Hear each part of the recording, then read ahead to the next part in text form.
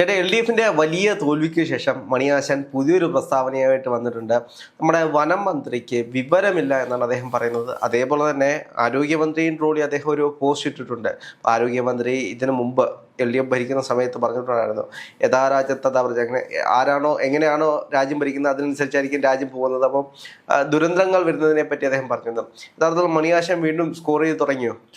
അല്ല, തീർച്ചയായും നമ്മൾ നോക്കുകയാണെങ്കിൽ മണിയാശാന്റെ കാര്യം പറഞ്ഞു കഴിഞ്ഞാൽ അദ്ദേഹത്തിന്റെ ഒരു ശൈലി എന്ന് തന്നെ പറയാം. പക്ഷെ ശൈലിയും അതുപോലെ CPM ന്യായീകരണത്തിൽ പറയുന്നത് പോലെ ഗ്രാമീണ ഭാഷയെന്ന് പറഞ്ഞ് മറ്റുള്ളവരെ ഇത്രത്തോളം മോശമായ രീതിയിൽ അധിക്ഷേപിക്കുന്ന വേറൊരു നേതാവില്ല എന്ന് തന്നെ നമ്മൾ പറയേണ്ടി വരും. കാരണം മണിയാശാന്റെ പ്രതികരണങ്ങൾ നമ്മൾ ഓരോന്നായിട്ട് എടുത്തു നോക്കി. KK രമയ്ക്കെതിരെ നിയമസഭയിൽ നടത്തിയ പ്രയോഗം, വിധവയായത് അവരുടെ വിധിയാണെന്ന് പറയുന്ന ഒരു പ്രയോഗം, ഇതിനേക്കാൾ മോശമായി ഒരു സ്ത്രീ വിരുദ്ധമായ ഒരു പരാമർശം ഇന്ന് വരെ കേരളത്തിന്റെ നിയമസഭയുടെ ഫ്ലോറിൽ ആരും കേട്ടിട്ടില്ല. അത്ര മോശമായിട്ടാണ് MM മണി പറഞ്ഞത്. ആരെയാണ് പറഞ്ഞത്?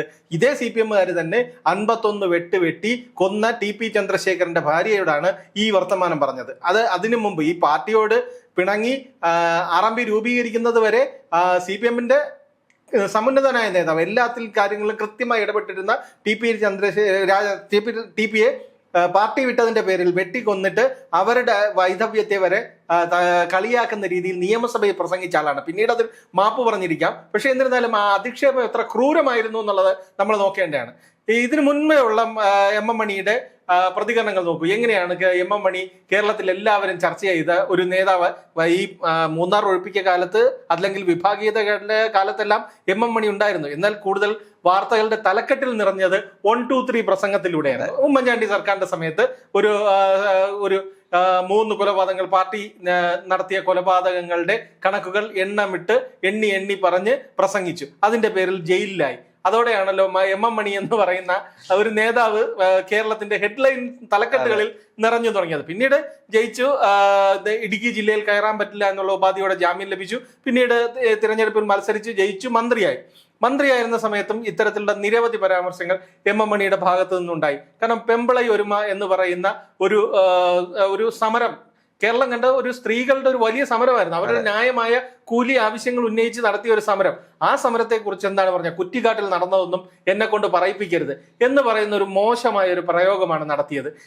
ഇപ്പൊ രാഹുൽ ചോദിച്ച പോലെ വീണ്ടും കളം നിറയുകയാണോ എന്ന് ചോദിച്ചാൽ മറ്റുള്ളവരെ അധിക്ഷേപിച്ച് കളം നിറയുക എന്ന് പറയും. ഈ വന്യജീവി ആക്രമണം 1 മാസം മാത്രം പ്രായമായ VD സതീശൻ സർക്കാർ വന്നപ്പോൾ ഉണ്ടായതല്ല.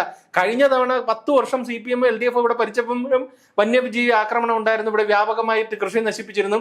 അന്നെല്ലാം ഈ പറയുന്ന രീതിയിൽ അന്നത്തെ വനം മന്ത്രിമാർക്കൊന്നും വിവരമില്ലാത്തത് കൊണ്ടാണോ അന്ന് വന്യജീവികളെ വെടിവെച്ച് കൊല്ലാത്തെന്നുള്ളൊരു ചോദ്യമുണ്ട്. തീർച്ചയായിട്ടും.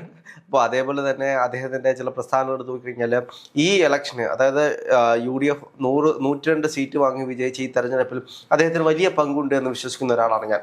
കാരണം ത്രിതല പഞ്ചായത്ത് തെരഞ്ഞെടുപ്പിൽ LDFിനൊരു അടി പറ്റിയ സമയത്ത് ഇദ്ദേഹം മാധ്യമങ്ങൾ മുന്നിലേക്ക് വന്ന് പറഞ്ഞിട്ട് എല്ലാവരും കാശ് വാങ്ങിച്ചിട്ട് നക്കിയല്ലോ, അവർ വോട്ട് ചെയ്യാതെ പോയി എന്നാണ് പറഞ്ഞത്. അതായത് പെൻഷൻ കൊടുത്തതിനെ പറ്റിയായിരുന്നു അദ്ദേഹം അന്ന് പറഞ്ഞത്. അന്ന് വിമർശിച്ച വാക്കുകളെല്ലാം നമ്മുടെ മുന്നിലുണ്ട്.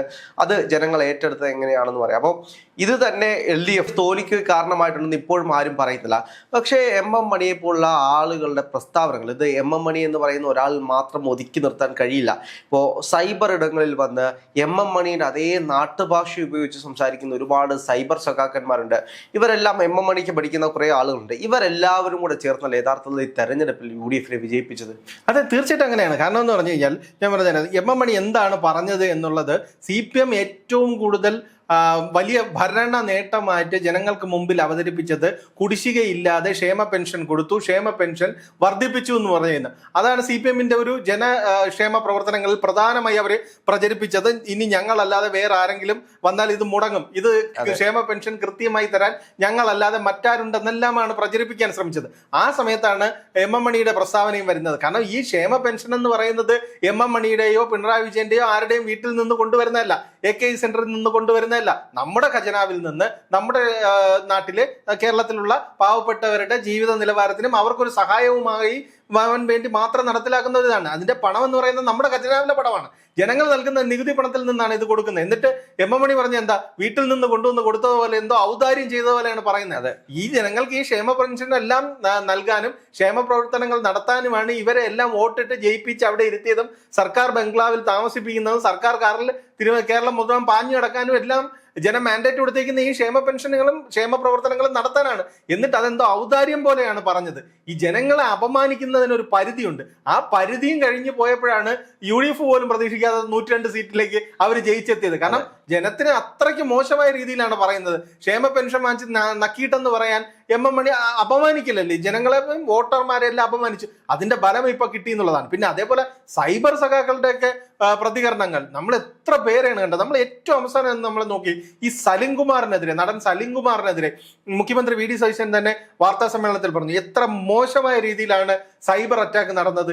ഈ ഒന്ന് ചത്തൂടെ എന്ന് വരെ ചോദിക്കുന്ന രീതിയിൽ അദ്ദേഹം ആശുപത്രി കിടക്കുന്ന സമയത്ത് സൈബർ അറ്റാക്ക് നടത്തി. കാരണം എന്താണ്, അദ്ദേഹം CPM-ന്റെ അല്ലെങ്കിൽ കോൺഗ്രസിന്റെ ഒപ്പമാണ്, കോൺഗ്രസ് ആണ് എന്റെ രാഷ്ട്രീയം എന്ന് പറഞ്ഞതുകൊണ്ടാണ്. ഇങ്ങനെ നിരന്തരം വേട്ടയാടലുകൾ തന്നെയാണ്. ഇതെല്ലാം ഒരു സമയത്ത് കൈവിട്ടു പോയ സമയത്താണ് ഈ പോരാളി ഷാജിയെയും അമ്പാടിമുക്ക് സഖാക്കളെയും എല്ലാം CPM-നെ തന്നെ തള്ളി പറയേണ്ടി വന്നത്. ആ ഘട്ടത്തിലേക്കാണ് പോയത്. ഈ ഒരു സൈബർ സഖാക്കൾ എന്ന് പറയുന്നവരെ ആർക്കും എന്തും ചെയ്യാം. അതിന്റെ ഉദാഹരണങ്ങളാണ് ഈ കാഫിർ സ്ക്രീൻഷോട്ടും ഒക്കെ ആയിട്ട് ഓരോന്നോരോന്നായി പുറത്തു വരുന്നത്. ഇതിലേക്ക് അന്വേഷണം വ്യാപിച്ചു ചെല്ലുമ്പോൾ സംസ്ഥാനത്ത് ചർച്ചയായ പലതിനും പിന്നിൽ ഈ സഖാക്കൾ തന്നെയാണെന്ന് പറയും. ഇവരെല്ലാം ഇതിനെല്ലാം എണ്ണി ഉത്തരം പറയുന്ന കാലവും വരും. പക്ഷെ ഇതിനെല്ലാം അപ്പുറത്തേക്ക് CPM ഒരു തിരുത്തലിന്റെ കാലഘട്ടത്തിൽ പോയിക്കൊണ്ടിരിക്കുകയാണ്. CPM കഴിഞ്ഞ ദിവസങ്ങളിലൊക്കെ റിവ്യൂ മീറ്റിംഗ് ഒക്കെ വിളിച്ച് വലിയ രീതിയിൽ വിമർശിക്കുന്നുണ്ട്. പാർട്ടിക്കുള്ളിൽ തന്നെ വലിയ വിമർശനങ്ങൾ ഉന്നയിക്കുന്നുണ്ട്. ഇപ്പോൾ നമുക്കറിയാം CPM-നെ സ്വന്തം പാർട്ടിയിലെ അണികൾ തന്നെ തിരുത്തണം എന്ന് പറഞ്ഞ് ഗോവിന്ദ മാഷ് വാർത്താ സമ്മേളനത്തിൽ പറയുന്ന ഒരു സാഹചര്യം ഉണ്ടായി. അണികളാണോ യഥാർത്ഥത്തിൽ ഈ പാർട്ടി ഇനി തിരുത്തേണ്ടത്? അല്ല, അണികൾ തിരുത്താൻ തയ്യാറാണ്. അണികളുടെയും പാർട്ടി അംഗങ്ങളും എല്ലാം അവരുടെ അഭിപ്രായങ്ങളെല്ലാം പറഞ്ഞു. എവിടെയൊക്കെയാണ് തിരുത്തൽ വേണ്ടതെന്നെല്ലാം അവർ കൃത്യമായി ഓരോ ബ്രാഞ്ച് തലം മുതൽ ജില്ലാ തലം വരെ പ്രവർത്തകരെല്ലാം ഇത് പറഞ്ഞു കഴിഞ്ഞു. പക്ഷേ അത് കൃത്യം എത്തേണ്ടടുത്ത് എത്തി അത് തിരുത്തേണ്ടവർ തന്നെ അതിൽ വെട്ടലും തിരുത്തലുകളും വരുത്തുന്നതാണ് നമ്മൾ കണ്ടത്. കാരണം വ്യക്തി കേന്ദ്രീകൃതമല്ല, വ്യക്തി അധിഷ്ഠമല്ല, ഒരു വിമർശനവുമില്ല. ഈ സമ്മേളനം അല്ലെങ്കിൽ ഈ തോൽവി പരിശോധിച്ച എല്ലാ സമ്മേളനങ്ങളും എല്ലാ കമ്മിറ്റികളും വിമർശിച്ചത് പിണറായി വിജയന്റെ ധാർഷ്ട്യത്തെക്കുറിച്ചും MV ഗോവിന്ദന്റെ പ്രവർത്തന ശൈലിയെക്കുറിച്ചുമാണ്. പക്ഷേ ഇപ്പൊ റിവ്യൂ റിപ്പോർട്ടിൽ അതൊന്നുമില്ല. വ്യക്തി കേന്ദ്രീകൃതമായ ഒരു വിമർശനവും ഇല്ലാതെ അതിന് കണ്ണൂരിലും പയ്യന്നൂരിലും തളിപ്പറമ്പിലും എല്ലാം തോറ്റതിന് കാരണം കണ്ണൂർ ജില്ലാ കമ്മിറ്റിയാണെന്നാണ് അതിൽ എഴുതി വെച്ചേക്കുന്നത്. അത് യഥാർത്ഥത്തിൽ എന്താ സംഭവിച്ചത്, കണ്ണൂർ ജില്ലാ കമ്മിറ്റി ആവശ്യപ്പെട്ട സ്ഥാനാർത്ഥികളെ നിർത്താതെ സംസ്ഥാന നേതൃത്വം അവരുടെ തീരുമാനം അടിച്ചേൽപ്പിക്കുകയായിരുന്നു. ഇതാണ് ഇന്ന് പുറത്തു വരുന്ന വിവരങ്ങൾ. വെള്ളാപ്പള്ളിയുടെ പുറത്ത് കൊണ്ടുവച്ചിട്ടുണ്ട്. അല്ല, പിന്നെ തിരുത്തൽ വരുത്തിയത് അതൊക്കെ 3 തിരുത്തലാണ് വരുത്തിയത്.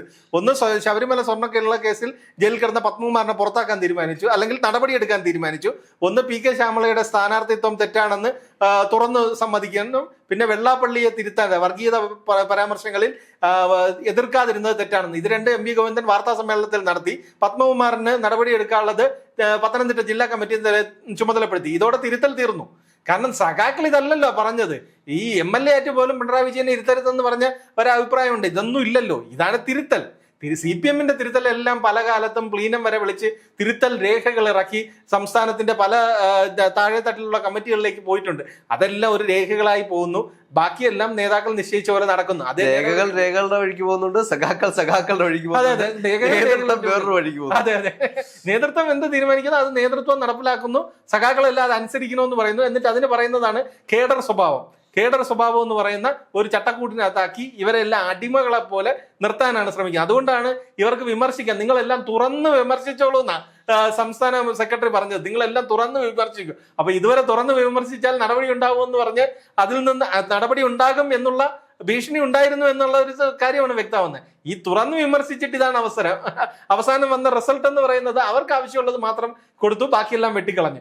ഇങ്ങനെയാണ് തിരുത്തുന്നത്. ഇനി ജനം തിരുത്തി, ഇനി പാർട്ടി സഖാക്കളും വരും ദിവസങ്ങളിൽ തിരുത്തിക്കോളും.